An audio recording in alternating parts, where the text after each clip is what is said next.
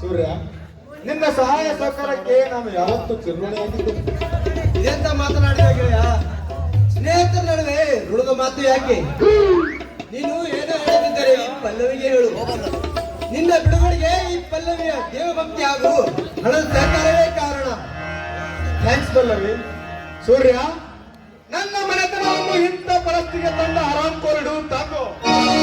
ನಮ್ಮ ತೆಂಗಿನ ತೋಟದಲ್ಲಿ ತುಂಡು ತುಂಡಾಗಿ ಕತ್ತರಿಸಿ ನಾವೆಟ್ಟು ಮೆಟ್ಟಿನ ಸರ ಮಾಡಿ ನಮ್ಮೂರ ಅಗಸಿ ಬಾಗಿಲಿಗೆ ತೂಗಾಕದೆ ನನಗೆ ಸಮಾಧಾನವಿಲ್ಲ.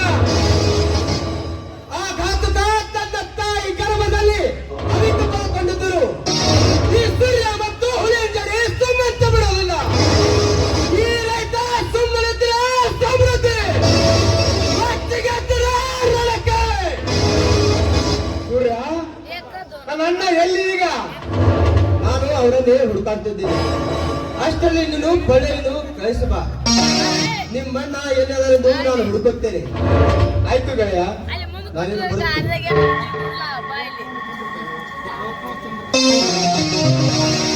ಪಲ್ಲವಿ, ನಿನಗೆ ಎಷ್ಟು ಸಾರಿ ಹೇಳಬೇಕು ನಮ್ಮಿಬ್ಬರ ಗೆಳೆತನ ಮರೆತು ಬಿಡೋದು. ಎಷ್ಟು ಸುಲಭವಾಗಿ ಹೇಳಿಬಿಟ್ಟು ನನ್ನನ್ನು ಮರ್ತ್ಬಿಡಿ ಅಂತ.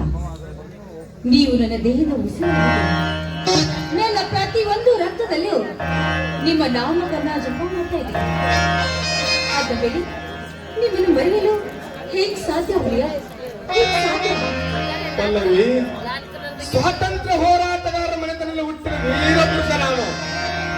ನನ್ನ ತಂದೆ ತಾಯಿಯಾಗಿ ಸಮಾಜ ಮತ್ತು ರೈತರಿಗಾಗಿ ಬಿಡುತ್ತೇನೆ ನನ್ನ ಜೀವನ. ನಮ್ಮಿಬ್ಬರ ಪ್ರೀತಿ ಇಂದು ನಿನ್ನೆದಲ್ಲ. ಚಿಕ್ಕ ವಯಸ್ಸಿನಲ್ಲಿ ಬೆಳೆದು ಹೊಡೆದು ಈಗ ಬೆಳೆದು ಹೆಮ್ಮರವಾಗಿದೆ. ಅಂದಮೇಲೆ ನಿಮ್ಮನ್ನು ಮರೆಯಲು ಹೇಗೆ ಸಾಧ್ಯ? ಹೇಗೆ ಸಾಧ್ಯ? ನಾನು ಬದುಕಿದರೂ ನಿಮ್ಮೊಂದಿಗೆ, ಸತ್ತರೂ ನಿಮ್ಮೊಂದಿಗೆ. ಸರಿ, ನಿನ್ನ ಇಷ್ಟದಂತೆ ಆಗಲಿ, ಹೋಗೋಣವೇ? ಈ ದೇವಿ ಇದೆ. ಆ ಕೇಳ್ತಾ ಇರಲಿಲ್ಲ ನೀವು. ಹೋಗೋದಕ್ಕಿಂತ ಮುಂಚಿತವಾಗಿ ಆ ಯಾವ ಕಾಣಿಕೆಯನ್ನು ಕೊಡ್ತೀನಿ ಅಂತ ಹೇಳಿದ್ರಲ್ಲ, ಯಾಕೆ ಆ ಕಾಣಿಕೆಯನ್ನು ನನಗೆ ಕೊಡುತ್ತಿಲ್ಲವೇ? ಖಂಡಿತ ಕೊಡುತ್ತೇನೆ.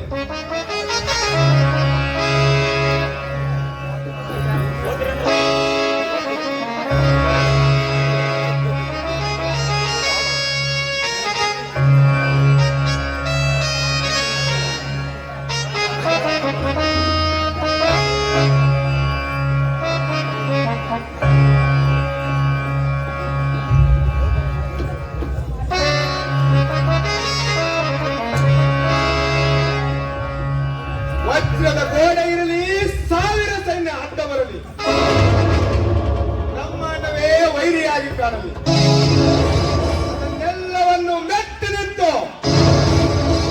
ಸಿಂಧೂರ ಹಚ್ಚುವೆ ಮನದಲ್ಲಿ ಮನಸ್ಸಾಕ್ಷಿಯಾಗಿ. ಕೋಚಿದರು ಪಲ್ಲವಿ, ಅವನೆಂಬ ತಾಳಿದಾರ ಹೊಸದು ಪ್ರೀತಿಯ ವಿಶ್ವಾಸ ಎಂಬ ಮಾಂಗಲ್ಯ ಕಾಣಿಕೆ. ಮೇಲಿರುವ ಆಕಾಶವೇ ಈಗ ನಮಗೆ ಚಪ್ಪರ, ಹಕ್ಕಿಗಳ ಚಿಲಿಪಿಲಿ ನಾದಮಯವೇ ಗಟ್ಟಿ ಮೇಳ. ಈ ಕಥಕ್ಕೆ ಪ್ರೇಕ್ಷಕ ಅಭಿಮಾನಿಗಳೇ ನನಗೆ ಗುರಿಯಿರಿಯರು. ನನ್ನ ನಿನ್ನ ಪ್ರೀತಿಯ ಕಾಣಿಕೆ ಈ ಹಳ್ಳಿ ಹುಲಿ ಕೊಟ್ಟ ಕೈ ಕಾಲುಂಗರ. ಹುಲಿ ಚಿಲಿಪಿಲಿ ಗುಡ್ಡುವ ಆ ಹಕ್ಕಿ ಪಕ್ಷಿಗಳನ್ನಾದವೇ ಈ ಭಾಗ್ಯಕ್ಕೋಸ್ಕರವೇ